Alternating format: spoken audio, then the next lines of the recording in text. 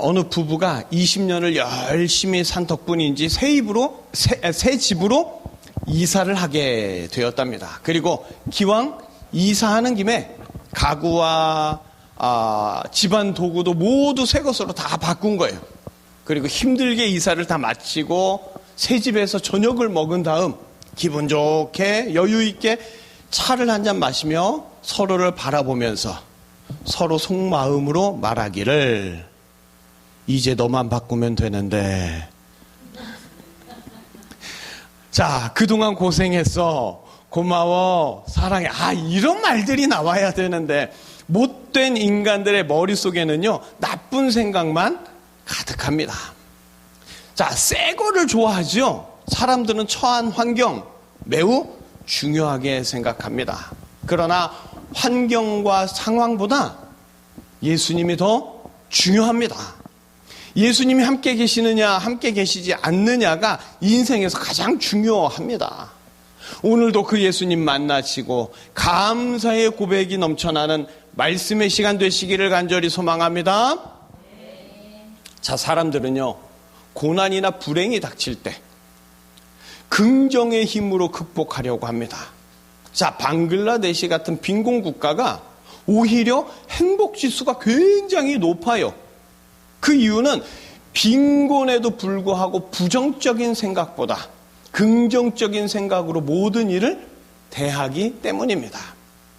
사회학자들은요, 긍정적인 사고방식이 행복지수를 높인다 하는 것을 오랜 연구를 통해 알아냈습니다. 그래서 요즘 전 세계적으로 주목받는 단어 중에 하나가 뭐냐? 바로 긍정입니다. 자, 그런데 그저 긍정적인 생각만으로 모든 것이 다 바뀔 수 있을까요? 세계인의 축제라고 하는 올림픽 내지는 월드컵에도 행복한 자리, 승리의 자리에 서는 자가 있고 불편한 자리, 패배의 자리에 서는 자가 있단 말이죠.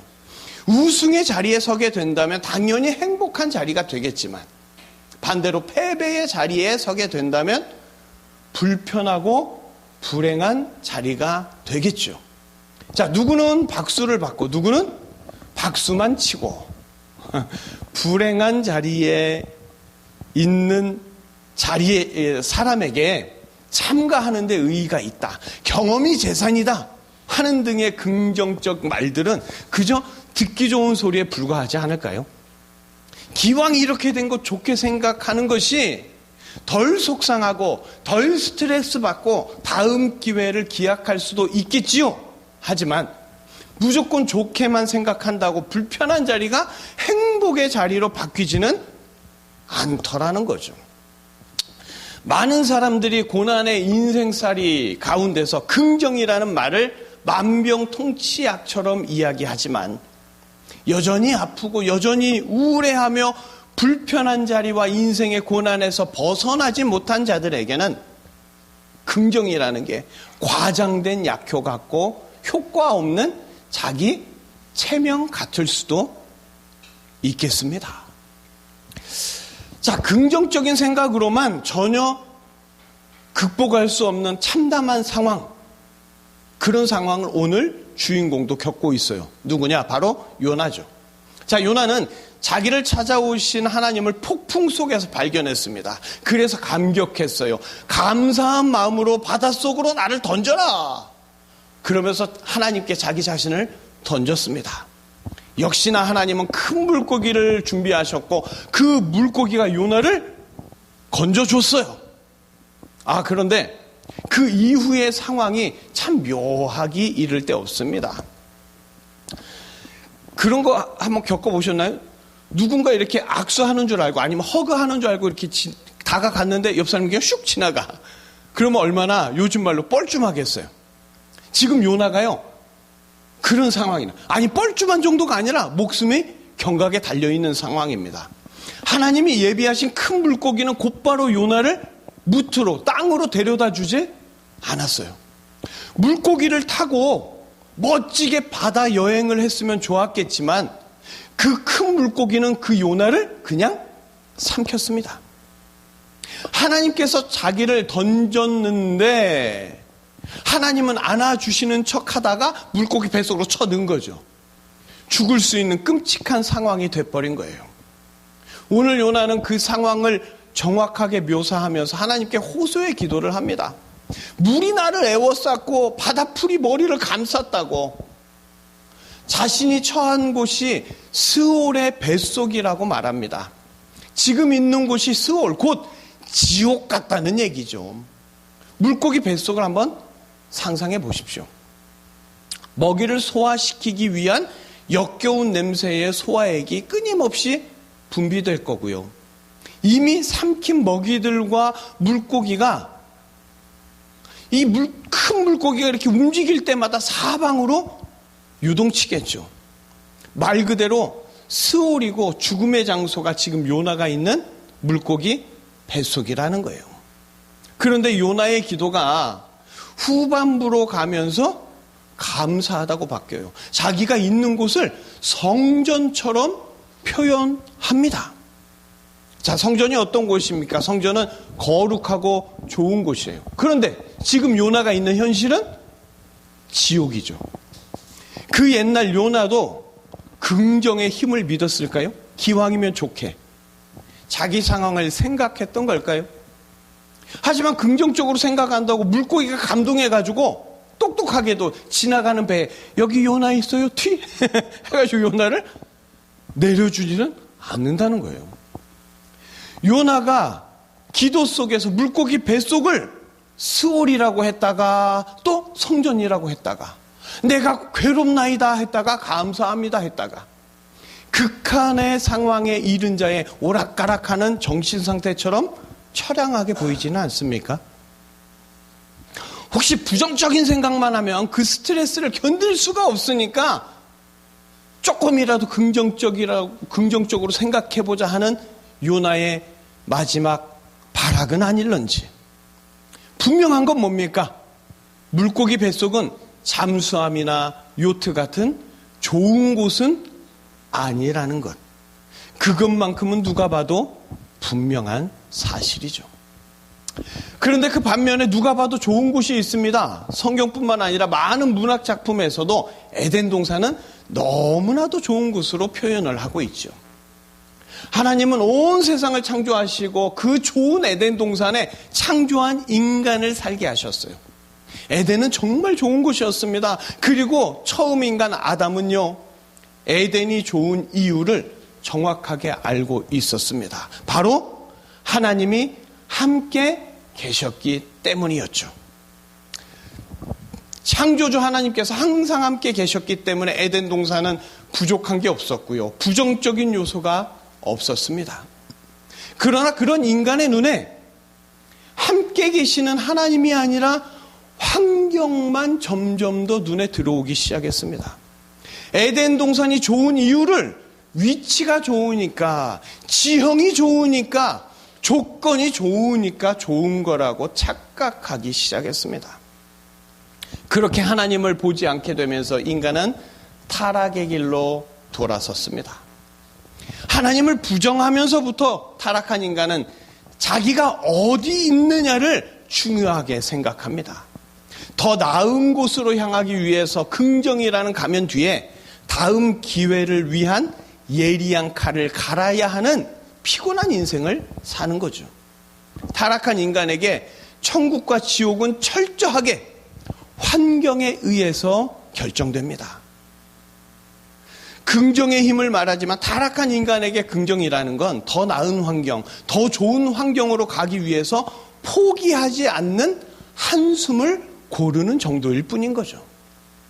긍정의 삶을 산다고 하지만 결국 삶을 부정하는 죽음에서 벗어나지 못하는 게 바로 타락한 인간의 안타까운 한계입니다. 오늘 본문의 요나는요, 정신이 오락가락하는 불안정한 상태에서 지옥 같은 물고기 뱃속과 거룩한 성전을 헷갈리게 말하고 있는 걸까요? 기왕이면 좋게 생각하잖아. 알량한 긍정의 힘으로 다음 기회를 위한 다음을 위한 기회를 엿보고 있는 건 아니겠습니까? 그렇다면 왜 요나가 기도해서 스올이 나왔다가 성전이 나왔다가, 그 이유가 뭘까? 폭풍 가운데 찾아오신 하나님을 보았기 때문에 요나는 자기 자신을 하나님 품에, 바다에 던질 수 있었습니다. 그리고 물고기 등을 타고 멋지게 달리는 환경을 꿈꿨는데, 그게 아니라 물고기 뱃속에 들어가서 다른 먹이들과 함께 소화될 위기에 처해 있는 지금 그 자기 처지가 너무나도 답답해서 처음에는 놀랐을지도 모릅니다. 물고기 뱃속에서 아니 하나님 이게 뭡니까 항변하며 처한 환경을 부정했을지도 모릅니다. 그러나 잠깐의 시간이 아니라 3일 밤낮을 물고기 뱃속에 있으면서 죽었어도 이미 죽었어야 할 자신을 발견하게 된 거죠. 지금 있는 곳이 곧 죽어도 이상하지 않을 지옥과 같은 물고기 뱃속이 분명한데, 그런데 요나는 지금 죽지 않았어요. 선지자인 요나는요, 분명히 죽어야 할 곳에서 죽지 않은 이유를 곧 깨닫게 됩니다. 지금 요나의 곁에 함께 계시는 분이 바로 하나님이시구나 하는 걸 깨닫게 된 거죠. 하나님이 함께 계시는 것을 깨달았기 때문에 요나의 기도는 점점 원망에서 감사로 바뀌게 되었습니다. 내가 어디 있느냐가 중요한 게 아니라 하나님이 어디 계시느냐가 중요한 거구나 하는 걸 깨달았기 때문에 지옥 같은 물고기 뱃속을 거룩한 천국 같은 성전이라고 고백하는 감사의 기도가 그렇게 요나의 입에서 쉬지 않고 흘러나왔습니다. 예수님은요, 십자가에 못 박히시고 3일 동안을 무덤에 계셨어요. 3일 동안 무덤에 있었다는 건 잠깐의 가사 상태에 있었다는, 완전히 죽지 않았다가 깨어났다는 걸 의미하는 게 아니라 완전히 죽었다는 걸 의미합니다. 죽은 줄 알았다가 영화에서처럼 삐 했다가 갑자기 뻥 하니까 또 이렇게 얼마 있다가 다시 깨어난 게 아니라 완전히 죽음에 이르렀다는 것을 증명하는 거죠. 그러나 예수님은 그 완전한 죽음에서 다시 부활하셨습니다. 모든 인간은 죽음을 부정할 수 없어요. 죽음에 끌려갈 수밖에 없습니다. 그러나 예수님은 죽음을 부정하고 죽음을 이기셨어요. 그리고 사망 권세마저 이기신 그 예수님께서 인간들과 함께 영원히 함께 계실 것이라고 약속해 주셨습니다. 마태복음 28장 20절을 우리 함께 읽어 보실까요? 함께 읽겠습니다.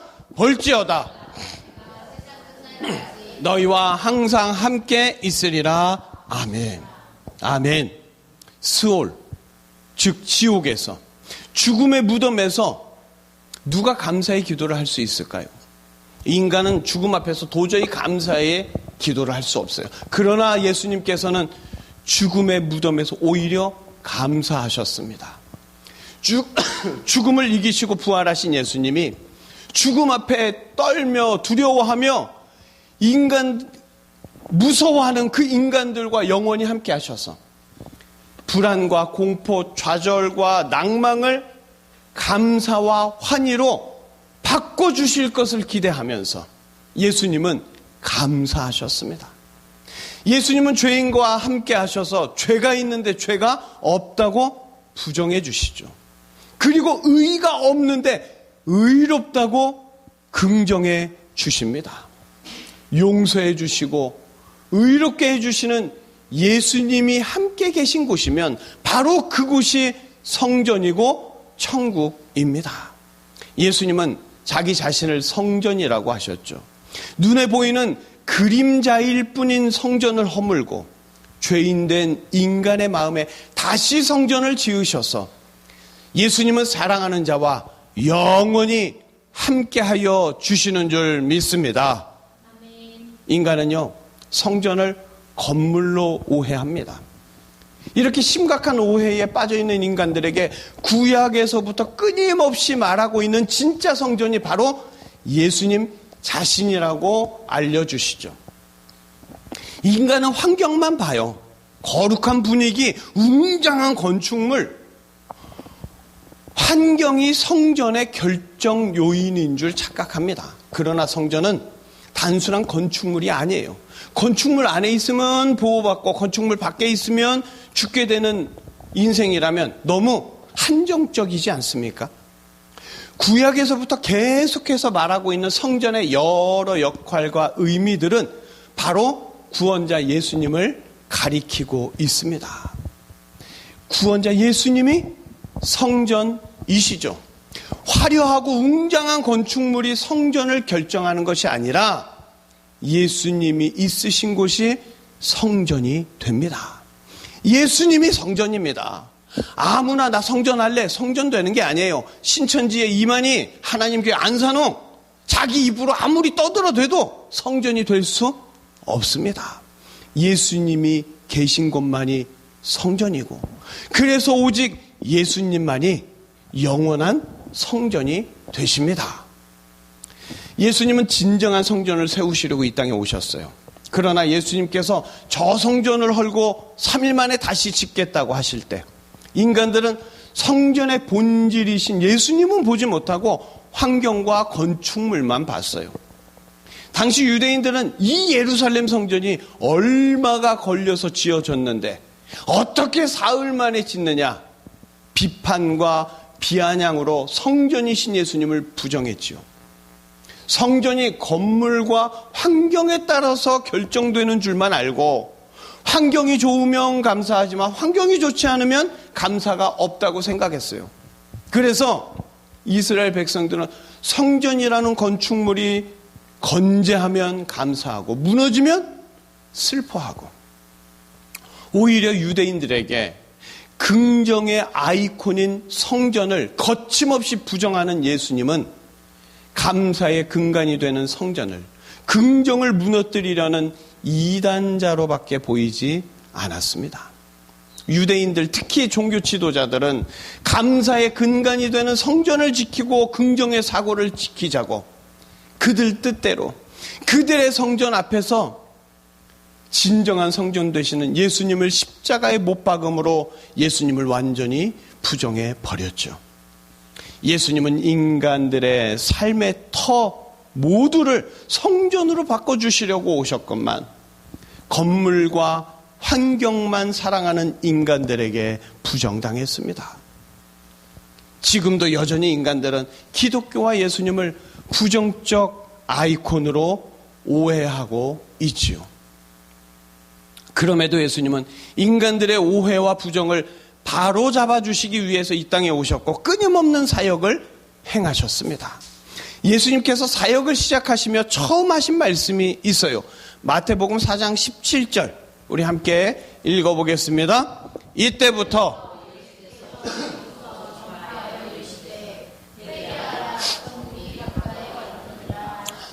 회개하라, 천국이 가까이 왔느니라. 하나님을 부정하면서부터 천국으로부터 인간들 완전히 멀어졌습니다. 그런 인간들에게 예수님은 천국이 가까이 왔다고 선포해 주셨어요. 타락한 인간의 삶은 의는 없고 죄만 가득하여서 전혀 거룩할 수 없죠.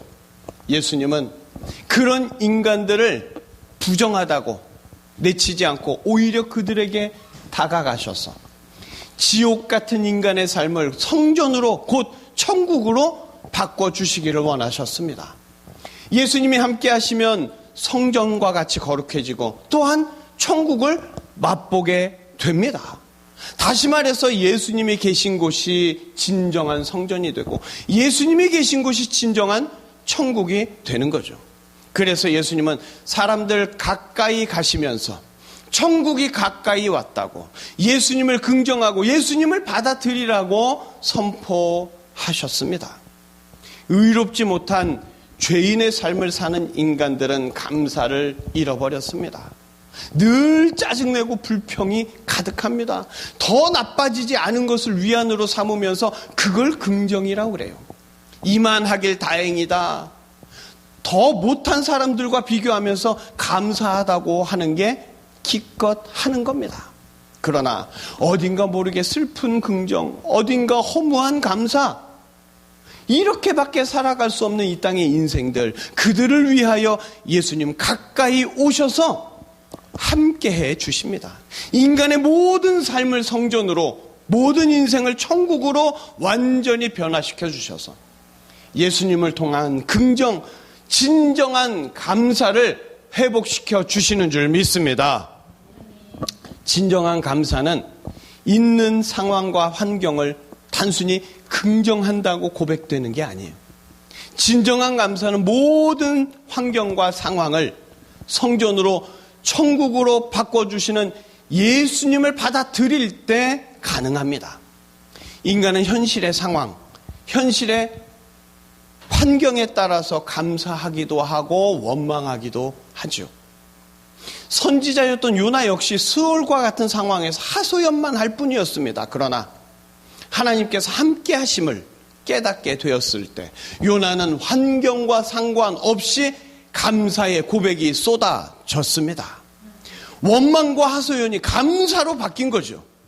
인간이 말하는 긍정에는 한계적인 감사만 있습니다. 그에 반해서 어떤 상황도 역전시킬 수 있고 어떤 환경도 바꾸실 수 있는 예수님을 향한 긍정은 진정한 감사로 이어집니다.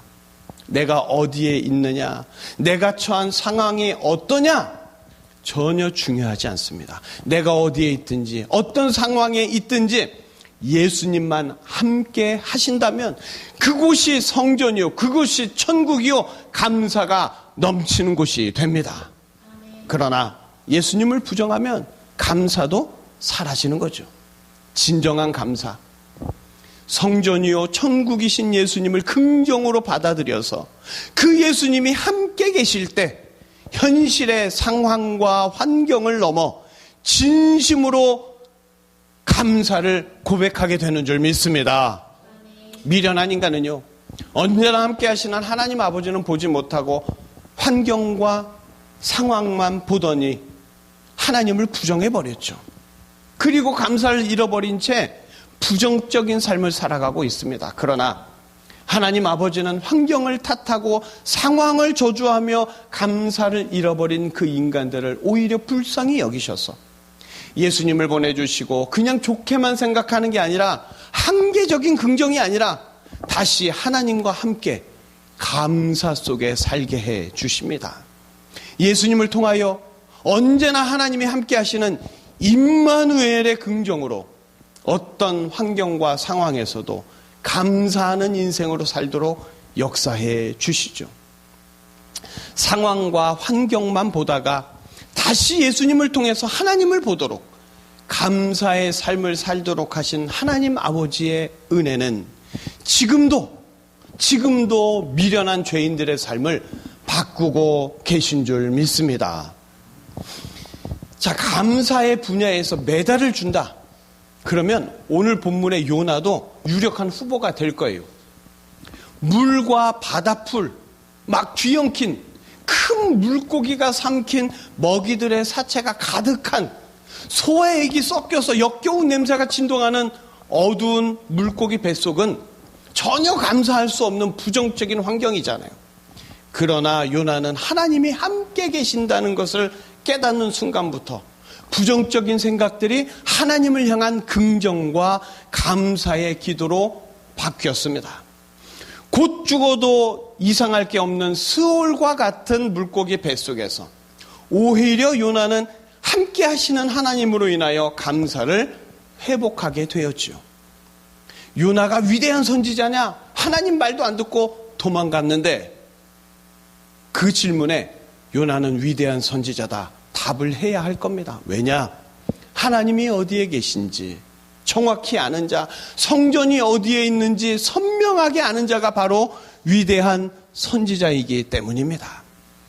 요나는 지옥 같은 물고기 뱃속에서도 진정한 감사를 발견했기 때문에 감사에 매달 자격이 충분합니다. 그리고 이제 물고기 뱃속을 성전으로 삼고 감사의 기도를 드리는 요나의 신앙을 본받고자 하는 사람들도 감사의 금메달 승계자가 되지 않겠습니까?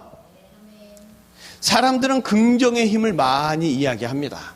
그런데 어떻게든 되겠지 하는 긍정이라면 어딘가 부족해 보입니다.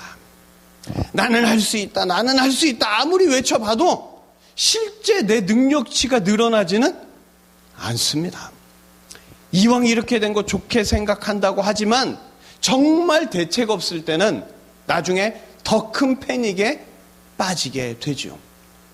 너무 암담하기 때문에 생각만이라도 밝고 긍정적으로 생각하자 하는 게 이 시대를 살아가는 사람들의 실상입니다. 그러나 누구든지 예수님을 긍정하며 믿고 받아들이면 처한 환경과 상황이 아무리 암담할지라도 상상도 못했던 감사의 경험을 하게 될 줄 믿습니다. 어떤 곳이라도 예수님이 함께 계시면 성전과 같이 거룩하고 감사한 곳이 됩니다. 암이나 불치병, 끔찍한 고난도 예수님이 함께 하시면 그것마저도 감사로 바뀝니다. 예수님을 향한 긍정은요, 단지 마인드 컨트롤이나 자기 체면이 아닙니다. 어떤 이들은 이렇게 이야기를 해요. 긍정적인 생각을 하면 몸에서 여러 호르몬이 나와서 그래서 신체적으로 좋은 반응이 오는 거 아니냐? 그런데 이것마저도 인간을 창조하신 분의 기가 막힌 설계라는 건 알고 계십니까? 그렇게 긍정적으로 예수님을 생각하고 예수님을 믿고 따르라는 하나님 아버지의 안배입니다. 긍정이란 단어가 유행하는 이 시대에서도 예수님의 능력과 도우심을 알고 임마누엘의 긍정으로 감사를 회복하라는 성령의 음성으로 들어야지 몸에서 나오는 호르몬 작용이니까 다 필요 없다 이러면 안 되는 거죠. 자, 이 예수님을 모른다면 어떻게 긍정의 삶을 살 수 있겠습니까? 어느 누구든지 예수님을 긍정하고 예수님과 함께 한다면 어디에 있든지 그곳이 성전이 되고 어떤 환경에 있든지 그곳이 천국이 되는 놀라운 기적을 날마다 경험하며 감사하는 인생이 될 줄 믿습니다.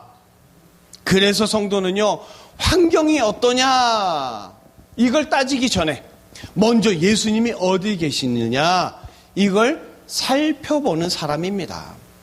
자, 성도라고 하면서도 환경 때문에 상황 때문에 감사가 오락가락한다면 예수님을 사랑하는, 예수님을 깊이 아는 성도가 아닙니다.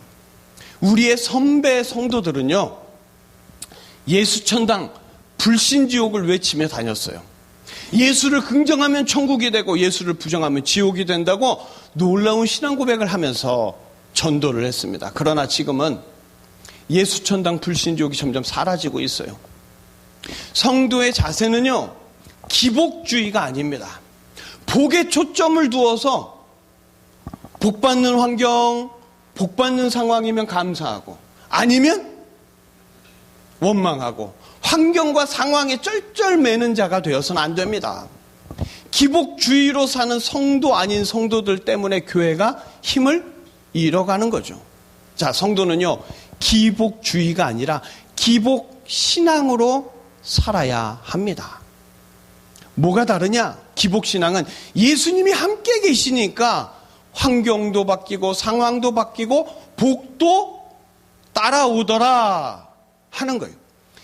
성도는 이 믿음을 알아야 합니다. 복을 따르는 자가 아니라 예수님을 따르는 자가 바로 성도입니다.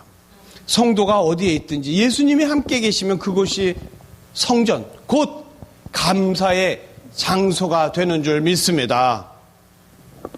옛날에요, 새로운 왕이 즉위하면서 민심을 달래기 위해서 모범이 되는 백성을 선발하여 직접 상을 내리기로 했습니다. 자, 각지에서 추천을 받아서 3명의 백성이 왕 앞에 서게 됐어요.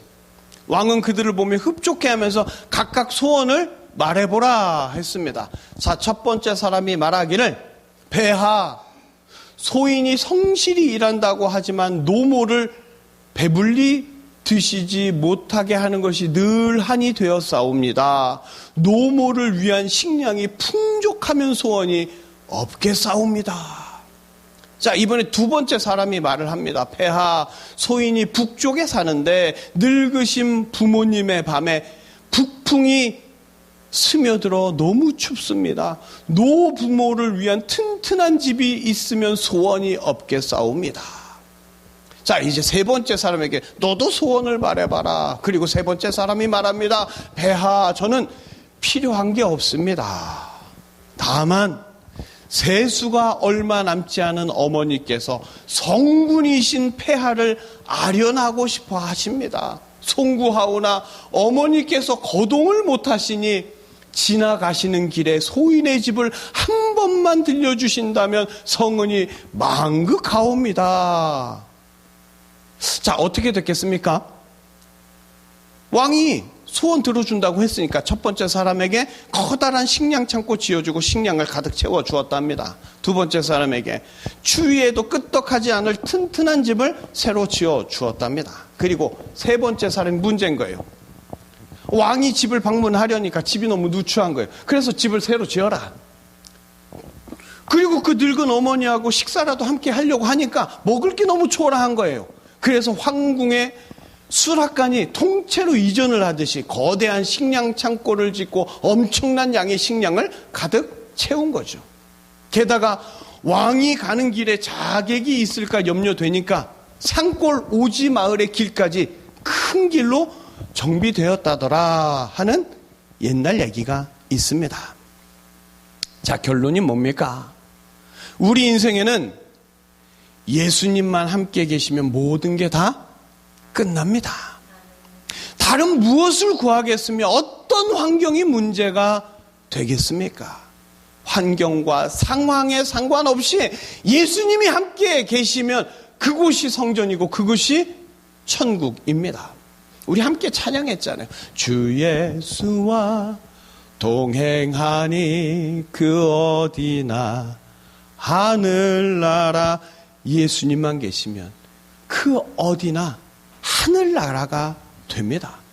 우리 인생의 가장 중요한 건 오직 예수님 뿐입니다.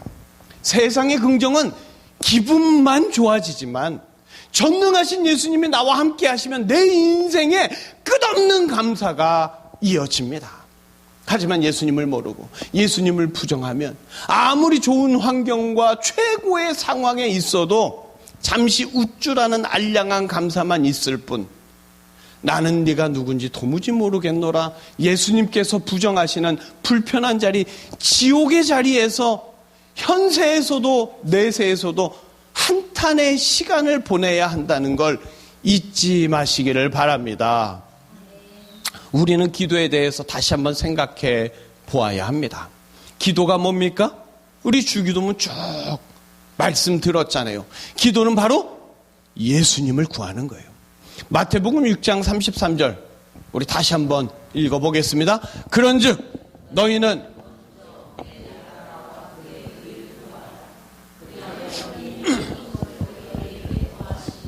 아멘.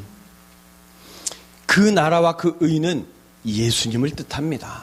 먼저 오직 예수님만 구하면 앞서 왕 앞에 세 번째 사람처럼 이 모든 것을 너에게 다 더해주겠다고 약속해 주셨습니다. 이제 우리는 기복주의 기도가 아니라 기복신앙의 기도를 예수님 외에는 아무것도 필요 없다는 올바른 기도를 해야 합니다. 요즘 TV 광고에 보면 올바른 핫도그, 올바른 침대, 올바른 화장품 막 이렇게 선전들을 많이 하더라고요. 올바른 것에 대한 관심이 지대하죠. 자, 그렇다면 기도도 올바로 해야 되겠죠. 예수님께서 나와 함께 계신지 늘 영민하게 살피면서 예수님을 알도록 애쓰는 기도가 올바른 기도입니다. 내가 어디로 갈 건데 예수님 그곳에 좋은 거 준비해 주세요. 예수님을 모르고 예수님을 축소하고 예수님을 오해하는 기도입니다. 내가 어디에 있느냐가 전혀 중요한 게 아니라 예수님이 어디 계시느냐가 무엇보다 중요합니다. 요나처럼 환경이나 상황에 상관없이 예수님 때문에 감사한 자가 되게 해달라고 그렇게 기도하시기를 바랍니다. 그러면 예수님은 우리 기도에 응답하셔서 선지자 요나보다 더욱더 귀하게 여기시고 우리와 늘 함께해 주십니다. 주담교회 성도님들의 삶에 예수님이 임재하셔서 그 환경이 어떻든 그 상황이 어떻든 세상이 알지도 못하고 세상이 줄 수도 없고 세상은 상상도 못하는 평안과 감사가 넘치시기를 그 어디나 하늘나라 곳곳마다 성전이 되고 천국이 되시기를 예수님의 이름으로 축복합니다. 기도하시겠습니다.